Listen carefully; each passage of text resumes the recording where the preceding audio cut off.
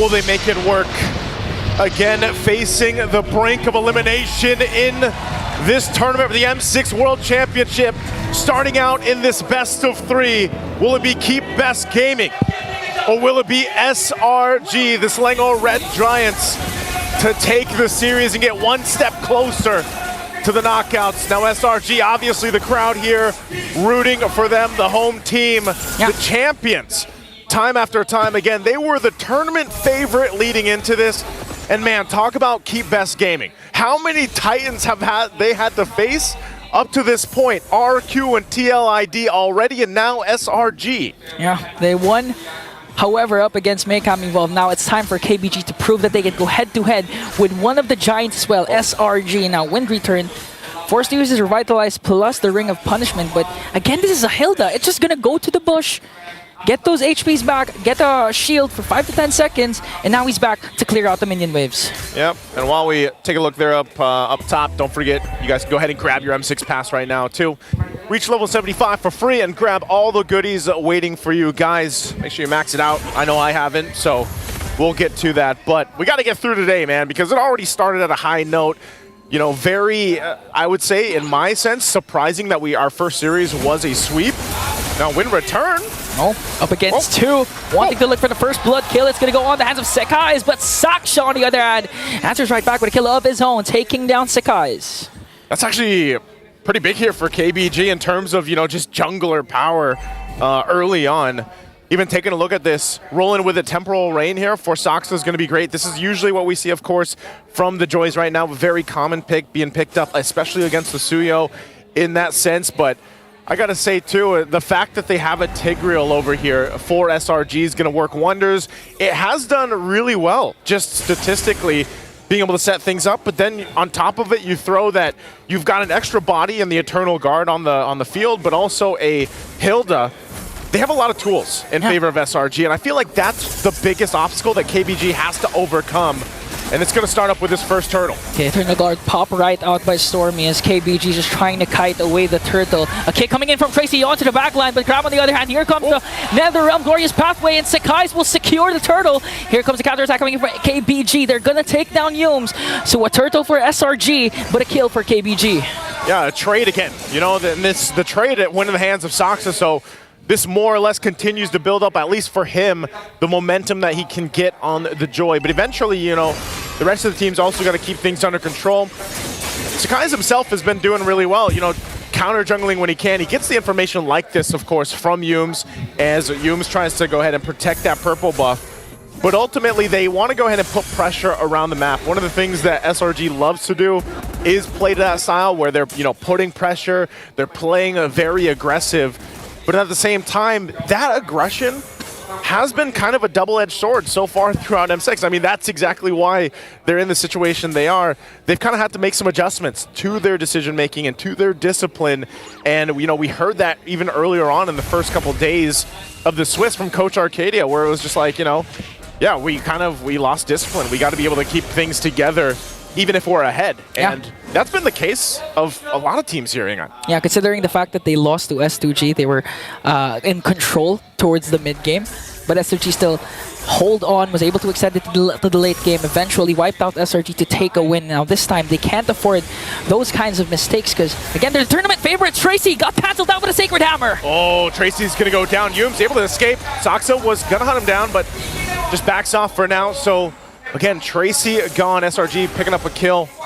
That's about all they're going to get as they get back into the lanes. Yeah, and that's the thing that Trex was saying.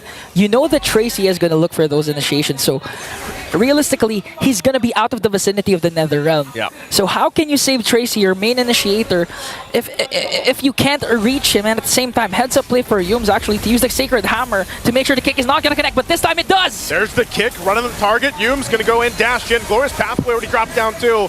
Still going to be bringing the fight. Tracy's going to be in trouble. Still 1 HP, tries to help him out. Kramm couldn't get the kill. But Saxa does bring down Kramm, and KBG finally. That clash was in their favor. The turtle has not yet started. And this is the over-aggression that SRG is really known to commit mistakes on. Again, going back to their first game up against S2G, these were the times that their opponents capitalized on their over-aggression. That's what they want to do here. Looks like it's going to just be ignored for now until they reset. They get to the turtle. Innocent does grab that tier 1. So first one in the game going down. And they'll play around some of the macro decision they have. Wind return. Again, kramm too deep there. Connects the Way of the Dragon. Get bursted down by 4. But Selangora Giant still not starting the turtle. So another kill onto kramm. They did, however, trade for the top lane turret. And considering that Innocent has a mystery shop, he's gonna eventually reach his power spike early on if KBG doesn't manage to contain Innocent Nathan. This is where you really have to capitalize on the fact that Saxa already has this kind of lead, this many kills early on, and he should be able to be enough of a damage threat, towards that back line of SRG. The hard part is, again, getting through Yumes, and even this Eternal Guard to an extent. I think that's why Tracy is also, he's kind of facing this obstacle and really can't find that window that he's looking for. As that second turtle gets grabbed and secured by SRG, you can see where they're starting to focus. Good return, though, up top. That's a trade objectively. Turtle for the tier 1 up top. So they try to even things out. Nothing too crazy. They're just trying to clear out the lanes at this point and hold on to what they can in terms of turrets. Now the question for KBG is, how do they play around this portion? We've seen this so much, Ingan, where teams trade for objectives, they trade even kills. But then how is that transition into that mid to late game for them? And can they adjust from there? Because they're looking to make a play down here on bot. They already used the conceal, but it's going to get spotted out. Yeah, SRG was all ahead of the play that KBG was planning to make. And I do like what kramm has been doing. Although he's 0-2-2, he's just trying to go for the backline, forcing KBG to group up. Tracy, though, on the other end, got bursted down once again by Sekyss. That was a quick kill for the Giants. You're seeing how much damage is already there. Overloaded now in the mid lane. Going to force him back a little bit more. Rhapsody from Lexi, he's going to have to wait. Wind return! Oh, Wind return is gone. Not going to be able to return from that. And that's a big pickup there for SRG. 2 kills plus the mid lane turret, exposing the base of KBG. And we all know that Saxa with the Joy is a scary, scary jungler when it comes, especially late game when it scales up. He did, however, start with a 4-0-0, but this might be the tempo break SRG is looking for up against KBG. And again, I like to go back to my point where in kramm, just really focusing his attention on the damage dealers, Saxa and Belexi, forcing KBG to group up. And even if they're forced to use that Netherrealm, it's not going to be used up against a huge 5v5 team fight. So that's a concept SRG is going with right now. At this point, too, SRG getting themselves that little lead. This is what I was talking about when I was saying, this transition from games where that mid to late, especially with the load up, again, the lockdown.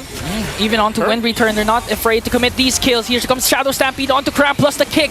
They might be able to bring him down, though, where here comes Sekyss, though, on the other hand. Saxa onto the backline. Innocent forced to use the entropy in. Netherrealm is there to save the members of KBG, but Saxa, on the other hand, got slowed down by the weakness finder of Innocent. Even though he's a mobile hero, he can't escape the wrath of Innocent. A big pickup, too, for SRG. Now they're going to have to fight for the Lord. Sekyss will be able to get it.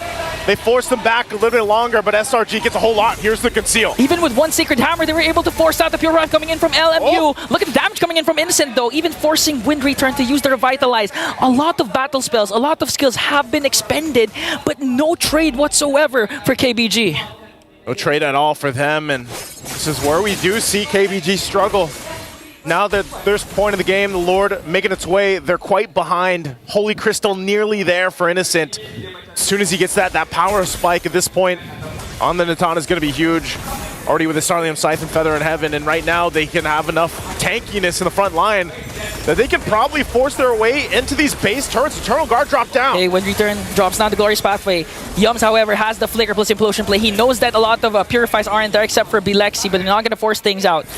The discipline, once again, of SRG to just maximize the Lord, go for the outer turret takedowns, and just eventually help Innocent get his power spike once again so that he can burst down any member of KBG standing in his way. Tier 2's going down, being worked on. Saxa will be able to hold on to that top one for now.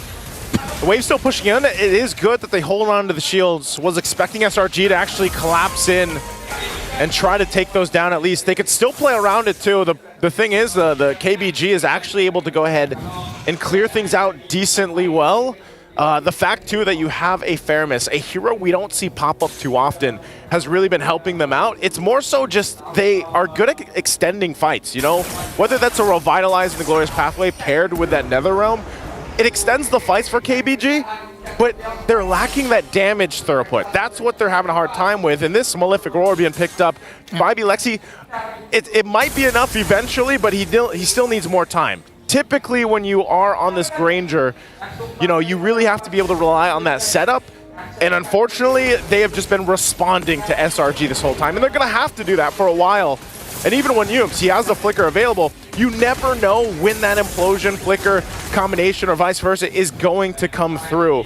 And so it is difficult for KBG to actually look for those windows. And that's why I think anytime we see a Cho on the board, Tracy or any Cho player has their work cut out for them, man, because they are the ones to usually go and start things up. Oh! What a bait out from Tracy, forcing out the implosion play from Yums. But ultimately, you're still 30 seconds away from a Lord. So SRG can play around this unless they force a fight. They're going to force a fight. Even Innocent has to use the entropy out. Oh, no. Here comes Kramm onto the back line, just trying to work on Belexi. Sekyss enters the picture. You're going to back off. Netherrealm already popped. Tracy gets the kick. Stormie flickers out defensively. Sekyss will pick up a kill. Tracy is down. KBG has to retreat here, and Selangor Red Giants still standing strong, even with the Netherrealm, even with the Glorious Pathway, plus the Revitalize. They seem to not lack damage. That's why they're ahead. A 5.8k gold lead, and plus this, Innocent picks up another major item. Now SRG, this might be a clean Lord takedown for the Giants. That's what I was talking about. You just saw a preview of that. Lacking the damage. Trying to keep Wind Return at bay here. He might get collapsed down on. Now they commit the implosion. This time it's going to connect. Saxa, though, trying to see if they can have an angle over this Lord, but the problem is Wind Return is down, their main front liner. Tracy still has his Way of the Dragon, can commit it and try to burst down someone, but Selangor Red Giants, again, the discipline of the MSC champions portrayed right now.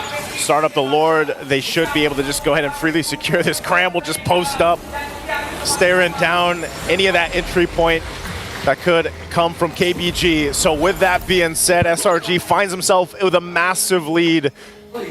And just even in terms of damage and tankiness alone, like even their tanky heroes that they have here are enough to withstand the major damage dealers from KBG right now. So this Lord will definitely get them knocking on these base turrets down. And as we look into it, you know, you see the stacks, it's not really that much. He doesn't have, I mean, he's got BOD, he's got Malefic Roar, but still working on the next Hunter Strike too. But it just seems like even those shots, the Rhapsody, the Destinata, just not enough to deal with the front line, whether that's Kramm or not. Kramm, most of the time, he's just sprinting on into all the shots, you know, soaking everything up, because that's like literally his job. And then that's where Yums gets to shine later on. Even an Eternal Guard is enough to tank things up. So there's so much here to deal with if you're KBG. Mid-turret already going down. They're going to have to clump up to actually have this fight in their favor. SRG, there's a Conceal going to be used. They try to clear out the waves the best they can. They're slowed down with the Glorious Pathway, still holding it together. And KBG, very clean so far on the defense, unless SRG decides to force a fight. So far, so good. Lemieux's got to go back. There's Tracy with the kick. Still holding on to the Way of the Dragon. Wow. Not able to capitalize on that, but right now, trying to hold on to the base turrets the best they can. Okay, they take down one bottom lane inhibitor turret. Important to note that Yums again has his flicker. Here comes the Way of the Dragon connecting onto Yums. Hasn't casted an implosion yet, but here comes another round. KBG trying to respawn, but Selangor Red Giants' damage is just there. They're going to keep SRG at bay without losing any casualties, and they manage to save their top lane inhibitor turret. Wow, KBG, despite being down almost 10,000 gold, will have a defense. Saxa, you gotta be careful here. Oh, he's actually gonna go? Whoa! Whoa! Sekyss with a stun and Innocent with the damage brings down Saxa. Now this might be an opening for SRG. Yums again has this flicker, gonna wait for the implosion to be up. Wow, an unfortunate play from KBG. KBG, I was saying, you know, great defense, but then now down a member. This is an opening for SRG. Innocent goes in with the entropy. They're just trying to delay with the Glorious Pathway. Here comes the Wind Return. Eternal Guard is there to kick as well. But SRG, the damage is just too much. 3 members are down. Belexi trying to defend, but Selangor Red Giants with a Game 1 win.